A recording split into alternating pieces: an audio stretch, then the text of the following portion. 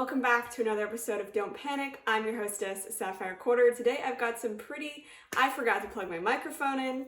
Okay, take two. I hope that's better. I don't actually know if this microphone does anything yet. We'll see. I haven't compared the audio side by side. Anyways, welcome back to another episode of Don't Panic. I'm your hostess, Sapphire Quarter, and today I've got some really complicated news to share with you guys, but I think I've got it all figured out, and you guys are definitely going to want to hear it because it's all super important. First up, Ukraine has recaptured an important town from Russia, but the fight is far from over. The Biden administration is tackling inflation with prescription drug prices by, quote, taking on big pharma, and drug companies are less than pleased about it. Also, one of Trump's trial dates is set the day before Super Tuesday, which is really important for his presidential bid in 2024. Is the judge trying to interfere with the election? And finally, we've got a man who was stolen from his mother at birth, reunites with her after 42 years. It's really heartwarming. You're going to want to see the picture. The Ukrainian government claims that it has retaken a city in the east of Ukraine called Robotin.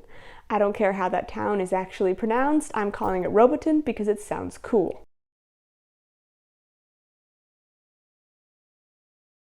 The village of Robotiny. Wow, its actual name is Robotny?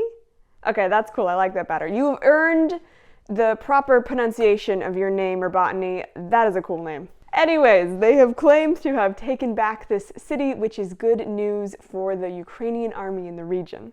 Why? Well, have you noticed that we don't hear news like this very often? Basically, what happened was Russia marched into Ukraine, and then the fighting came to somewhat of a standstill. However, the White House says that it's not a stalemate. Basically, they're saying that Ukraine has been slowly pushing Russia out. It's just been really slow going, which unfortunately means it's also been really bloody. Chairman General Mark Milley says that the slow progress is to be expected. He went on to say that part of the reason why Ukraine has been slow in pushing Russia out is because Russia planted a lot of landmines. And then when the Ukrainians try to dig up the landmines, they are attacked by Russia's hunter-killer teams.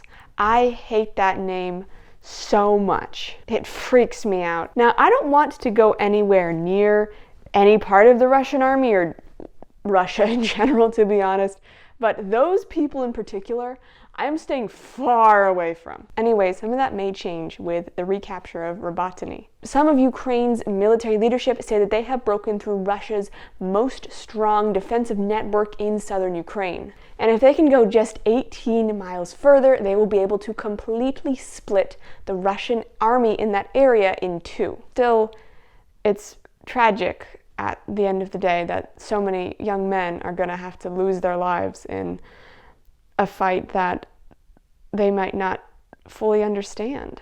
From one heartbreaking situation to another, research by the Commonwealth Fund showed that in 2021, 9% of people on Medicare, that's people 65 or over, either skipped a prescription or missed a drug dose because they couldn't afford it. Biden is trying to do something about that and other problems Americans have not being able to afford prescription drugs. The Drug Price Negotiation Program, which is part of the Inflation Reduction Act, is forcing drug companies to lower their prices for people on Medicare. The Biden administration just released the first 10 drugs that they are going to try to lower the prices on through negotiations with the drug companies. Now, as someone who's worked in insurance for way too long, because 1 second is too long to work with insurance. Hi, welcome to insurance company. How can I help you? Yeah, hi, I noticed this claim hasn't been paid, and every time I try to log onto your website, it's just a big middle finger for some reason. Oh, yes, sorry about that. We've been having a glitch with our system lately. Okay, let me look into it for you.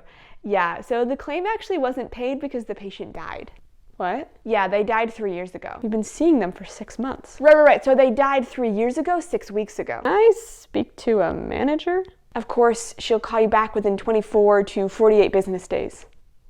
This literally happened to me, okay, guys? Take it from me, the healthcare system is messed up. So how is Medicare going to negotiate with drug companies? It seems to me the conversation would go something like this. Hi, yes, we're hoping that you can lower your prices a little bit. Okay. No. So, yeah.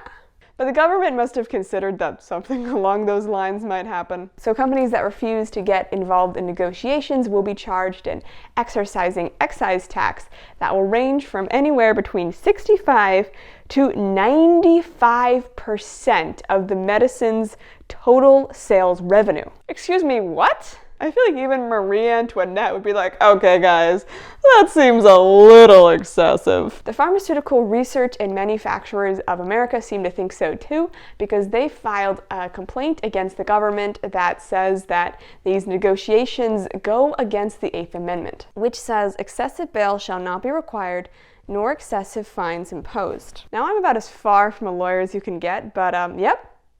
Yeah, that sounds right. Now, drug companies can fully opt out by leaving Medicare. Which drugs were picked and why? So the Department of Health and Human Services, HHS, is that what that stands for? Anyways, they said that the drugs that they picked made up 20% of Medicare Part D's budget and cost them $50.5 billion. All the drugs do different things, but they treat things like heart failure, diabetes, and blood cancer. The new drug prices will be released in September of 2024, and they will take effect in 2026. In the future, the HHS will pick more drugs to negotiate. Now we're talking about Trump.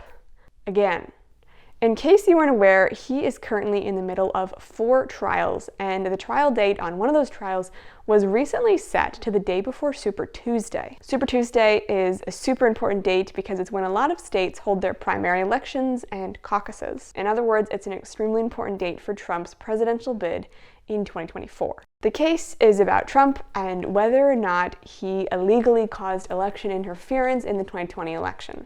Ironically enough, Trump supporters are saying that the judge is interfering in the election by setting the date to that date. And I'm not going to weigh in on that, but it would be pretty funny if the judge committed election interference in a trial about election interference. Everyone seems to have a different opinion on this. Some people are saying it's not going to matter either way because Trump hasn't even been called to the trial yet. Maybe he won't even have to be there. He can just go campaign to his heart's content. Others point out that Trump has been using his trials to full advantage, and the fact that the trial date is set to the day before Super Tuesday could actually make him more popular. Interestingly, the date that the judge picked wasn't the date that either side wanted. Trump's counsel wanted the start date to be in 2026, and the other side wanted it before the date that the judge set.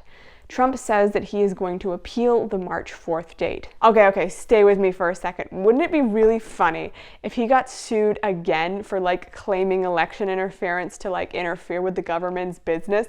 And then in that trial, it's a moment many mothers long for, to see their child who they thought was dead walk through their front door. For one Chilean woman, this dream became a reality. What you're looking at is the first hug that this mother and son have shared in 42 years. Maria Angelica Gonzalez's baby was taken from her at the hospital after he was born premature. He needed additional medical treatment. When she tried to go get him, she was told that the baby had died and the remains had been disposed of, but in fact he was perfectly fine and had been illegally adopted.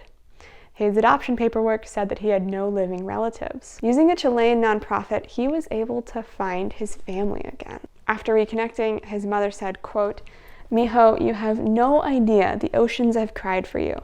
How many nights I've laid awake praying that God let me live long enough to learn what happened to you." This just proves that some wishes do come true, no matter how crazy they may seem. That's all the news I have for you today, guys. We'll talk about all the new craziness that comes out next time. I want to thank everyone who liked and commented and subscribed, because of you guys, my channel is moving forward, and of course, those of you who watched as well. Also, if you have any ideas for news stories you think I should cover, go ahead and message me on Instagram or TikTok, or you can leave a comment down below. I love you all, and I'll see you all next time. Bye!